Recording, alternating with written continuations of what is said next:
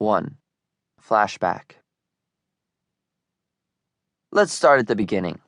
When I came along, my sister Kristen was 9, and my brothers Ryan and Dylan were 7 and 2. Yep, I'm the baby of the family, and they never let me forget it.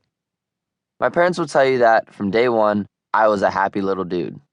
Somewhat adventurous, sure, but never jumping off the walls or acting crazy like a lot of the other boys. My mom insists I didn't give her a hard time and thanks me for it. If she put me in a timeout, I'd just go and stand in the corner by the stairwell. Dylan would try to argue his way out of it, but I knew better. I knew by the time he was done arguing and just beginning his timeout, I'd be out of mine and already back outside playing. You did the crime, do the time. I have a summer birthday, so I started kindergarten at St. Thomas Aquinas Regional School a little late. I was 6 and the class clown who cracked the other kids up. When my mom would ask the teachers at parent-teacher conferences, "How's Matthew doing?" they'd all say, "Oh, he's doing great, but he's a little chatty." Couldn't help it. I always had something to say, and still do. I was into sports, big time. From the time I was 4, I did soccer in the spring and fall. When I was in 1st grade, around 7 years old, I started swim team, and that went on until high school. I also did t-ball, basketball, and lacrosse. I wanted to play football, but my mom wouldn't let me start until I was 10. That was her magic number. As much as I begged and tried to wear her down, she said no. So I played other sports and waited for the day I turned double digits, and, when I did, Mom caved. All in all, I'd have to say football and lacrosse were definitely my favorites, although each sport and team really has a special place in my memories. Despite all the sporty stuff, I guess it was pretty clear from the start that I would grow up to do something creative. I believe I got all my comedic personality and the ability to speak so well from my dad.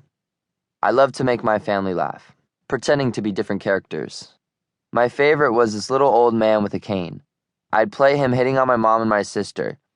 My whole family would be in tears cracking up. Jim Carrey was my favorite actor on the planet, and I wanted to grow up and be him.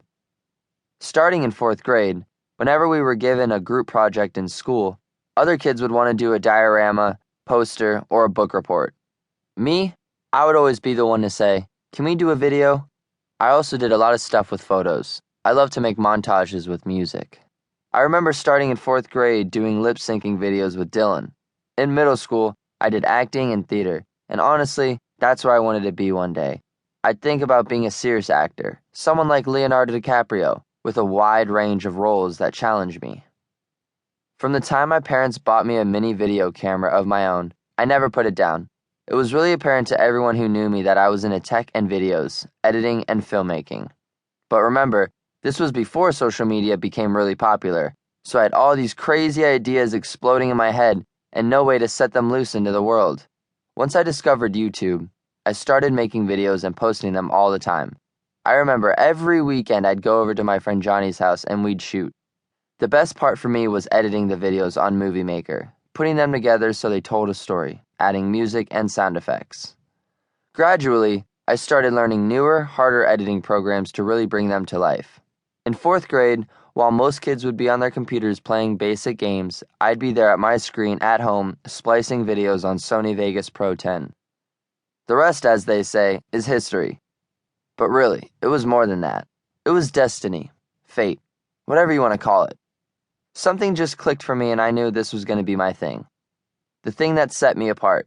The thing that let me reach out to others in a powerful way.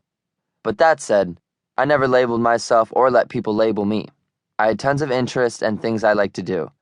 I never wanted to be just part of one group, and I would try and break down walls of cliques and bring people from all walks of life together.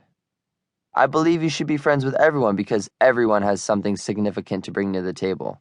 That's who I was, and I'm proud to say it's who I am today. It's our differences that make us who we are, so why would you want to mess with that? Ask Matt. What was your favorite subject in elementary school?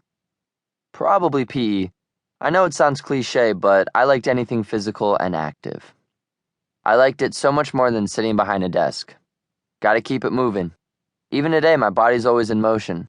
I can't sit still. My feet are actually tapping right now. Did you ever get detention? Even though I was the class clown and pretty rambunctious, I somehow always managed to stay out of detention.